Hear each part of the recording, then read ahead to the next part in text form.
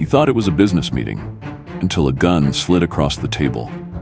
Blake Harrington, CEO of the multi-billion-dollar real estate empire Harrington Global, walked into the private conference room on the top floor of his Manhattan headquarters, expecting a tense negotiation, but still a negotiation. The man across from him wasn't what he pictured.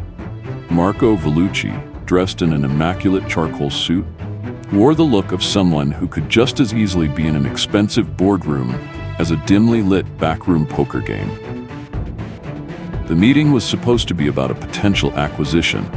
Marco's group had expressed interest in buying out one of Blake's troubled subsidiaries. But the moment Blake sat down, Marco's men closed the glass doors and locked them. Two of them stood behind Blake without speaking, their jackets just slightly open to reveal holstered pistols. Blake didn't move, didn't flinch. He simply adjusted his cufflinks and stared at Marco. "This is highly unorthodox," he said, his voice steady but edged with ice. Marco smiled thinly, reached under the table, and with a casual flick of his wrist, slid a matte black pistol across the polished wood toward Blake. The weight of it made a dull thud on the table. "Consider it a paperweight," Marco said, leaning back in his chair. "So you understand the gravity of today's conversation." Blake's gaze dropped to the gun, then rose back to Marco's eyes. He knew then that this wasn't a negotiation, it was a hostile takeover in the most literal sense. Marco folded his hands neatly, his gold cufflinks glinting in the afternoon light that poured through the window. "I'm here to do you a favor, Mr. Harrington. You've got problems, debt, investigations, the board breathing down your neck. I'm here to solve all of them, in exchange for control." Blake leaned forward slightly, his expression unreadable. "Control?" Marco nodded. "I want 60% of Harrington Global, effective immediately." Blake almost laughed. "You're out of your mind." Marco's smile didn't waver. "You'll find my offer persuasive." He nodded toward one of his men. The man reached into his suit pocket and dropped a small black USB drive onto the table. "Inside is everything the FBI will need to bury you. Emails, bank transfers, off-book deals, and that little problem you had in Dubai 2 years ago. If you accept my terms, this drive disappears. If not?" Marco tapped the gun with one finger. "We settle things the old-fashioned way." Blake felt the slow burn of rage build in his chest, but he kept his composure. "If you think threats and theatrics will get you my company, you don't understand me at all." Marco tilted his head. "I understand you perfectly. I know your weaknesses, and I know you'll choose survival over pride." The silence between them stretched taut, like a wire ready to snap. Blake finally spoke, his tone calm but laced with steel. "You think you're holding all the cards, but you've underestimated one thing. This company isn't just mine, it's me, and if you take it, you'd better be ready for the war that follows." Marco chuckled softly, but there was no humor in it. "War? I've been fighting wars longer than you've been wearing that Rolex." He nodded again to one of his men, who stepped forward and placed a leather folder on the table. Inside were detailed schematics of Harrington Global's key properties, security layouts, personnel rosters, shipment schedules. Blake glanced at them, then back at Marco. "You've been inside my house," Blake said quietly. "For months," Marco replied. "And trust me, if I wanted you gone, we wouldn't be talking right now." Blake's jaw tightened. He knew then that Marco wasn't bluffing. But he also knew something Marco didn't. Blake Harrington had survived worse. And if this was going to be a fight, he wasn't going down in his own office. Slowly, he reached out, slid the gun across the table back toward Marco, and smiled coldly. "You're right, Marco. If we were doing this the old-fashioned way, you wouldn't be breathing right now." Marco's eyes narrowed. The room felt smaller, heavier. The real battle had just begun. The gun lay between them like an open wound, bleeding tension into the room. Blake didn't glance down at it anymore. He knew it was there the way you know a storm is brewing outside, even before you hear the thunder.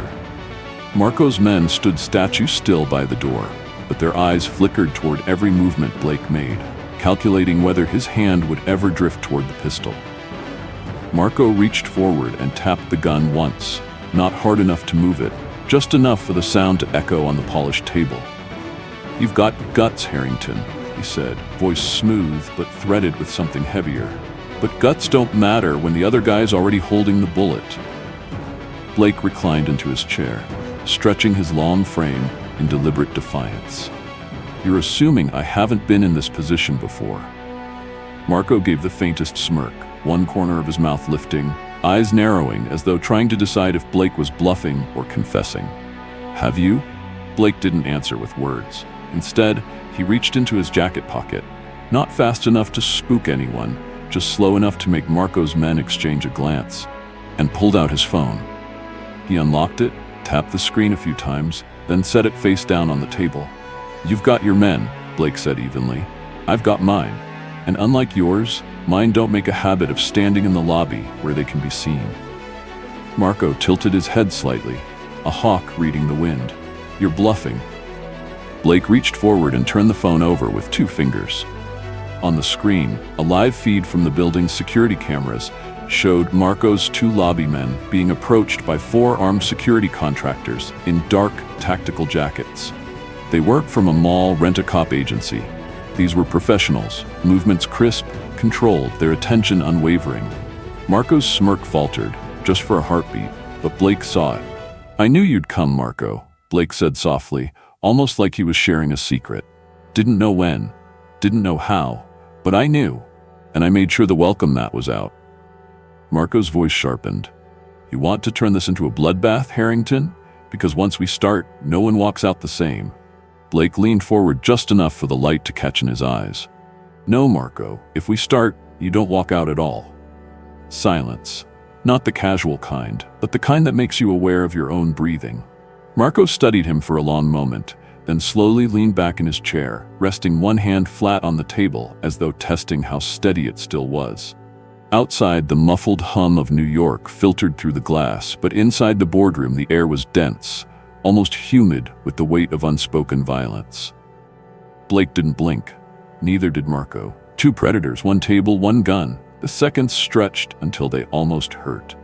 Marco finally leaned forward, his cufflinks catching the muted light as if to remind the room of his wealth, his control. "All right," he said quietly. "Let's make this simple. You give me what I want, and you keep breathing past tonight." Blake tilted his head slightly as though genuinely curious. "And what is it you think you want, Marco? My company?" Marco's eyes didn't waver. "Not anymore. I want the Dubai files."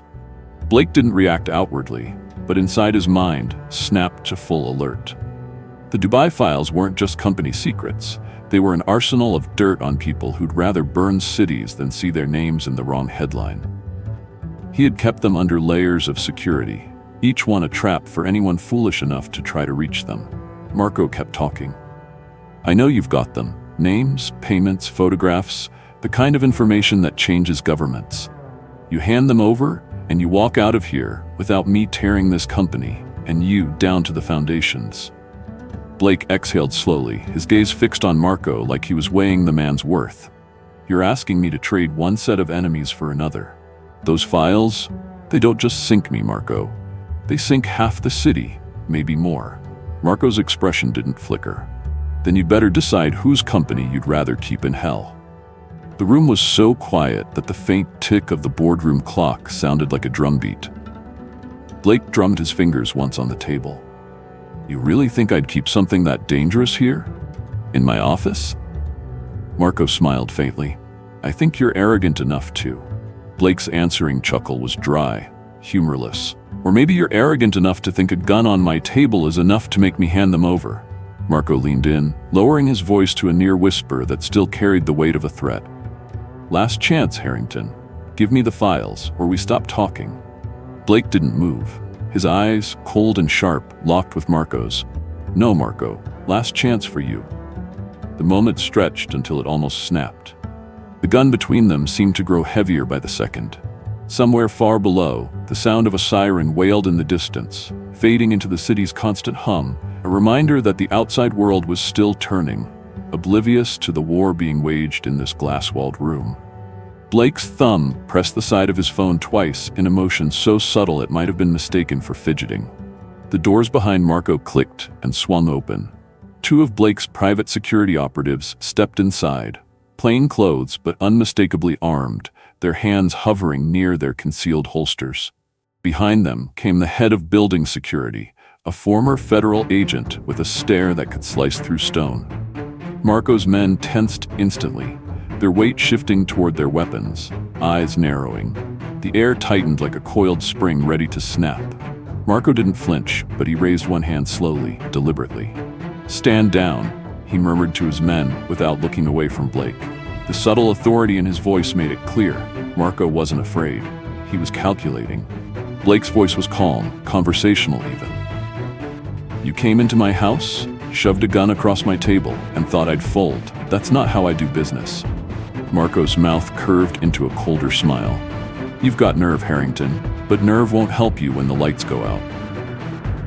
Blake rose slowly, each movement deliberate, never breaking eye contact. "The difference between you and me, Marco," he said, voice low but steady, "is that when the lights go out, I already know exactly who's still in the room with me." Marco closed his briefcase, the gun vanishing inside with a quiet click.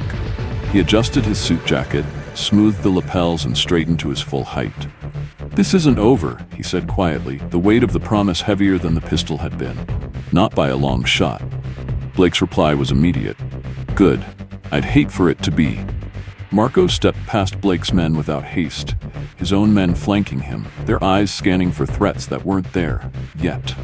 The door shut behind them with a muted thud, sealing the air inside like a vault. Blake stood alone for a moment, the city skyline glinting beyond the glass, his reflection in the window looking back at him like a man who just fought a battle without moving a single step.